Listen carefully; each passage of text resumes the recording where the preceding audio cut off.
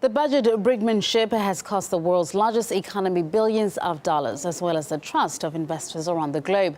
And it also sparked calls to de-Americanize the world economy. Let's get some comments from Pepe, Escobar, Asia Times online roving correspondent. Pepe, always good to see you there. Now, the catastrophes are being averted, but, there seems to be a little bit of tension still left there. Why? Well, this basically is an extreme bad PR move for brand USA. All over the world, but especially here in Asia. This happens after 2 consecutive, extremely successful tours by Chinese President Xi Jinping. One in Central Asia, another one in Southeast Asia, clinching deals with everybody. China is, in terms of their 20 major trading partners, they have currency swap deals with almost all of them.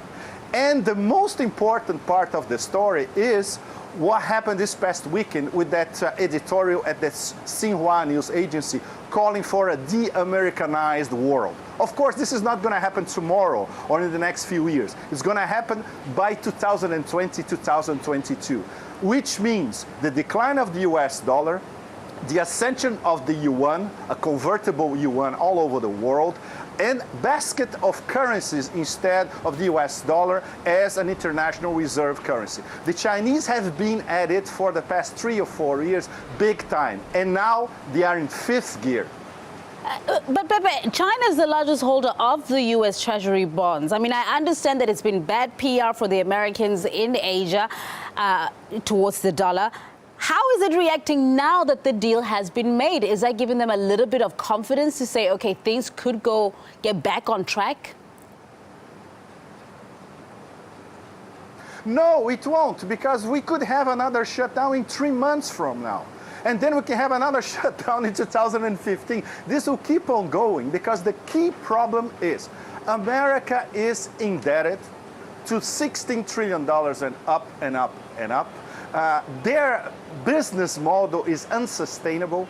In fact, foreign creditors like China, like Japan, even like Brazil with $250 billion so-and-so in US Treasury bonds, they are financing the American war machine, in fact. Those drones that you see killing Pashtuns in the tribal areas, they are essentially financed by foreign money. The United States would have to review the whole economic financial policy, in fact, which is still casino capitalism driven by Wall Street. There was a crisis in 2008, and the next crisis, according to the best independent economists all over the world, maybe could be the last, the crisis of turbo capitalism, and then we're going to get something completely different that we still don't know what it is. But what happens then? We've heard China calling for the de-Americanization of world economies. Is Asia looking for other currencies to kind of divert its reliance on the US dollar? Absolutely. This explains why they have currency swap deals with their major trading partners, like Brazil, with India. They're buying oil and gas from Iran and paying in yuan as well, or in gold, or even bartering. So everybody, all these major players, they are escaping the dollar, especially the BRICS group of emerging countries. And the aspiring BRICS all over the world, they are paying very close attention to it. And this is what's going to happen gradually over the next few years. The key thing to watch is the possibility in the near future of having a petro-yuan instead of petrodollar. This means China buying huge quantities of oil and gas all over the world and paying in yuan. If this happens, I would say in a time frame of 5, 6, 10 years maybe, then would be the end of the petrodollar. Then would be the Gulf petromonarchies looking at which way the wind is blowing. And their major customer is going to be China and not the US anymore, because the US will be self-sufficient in energy.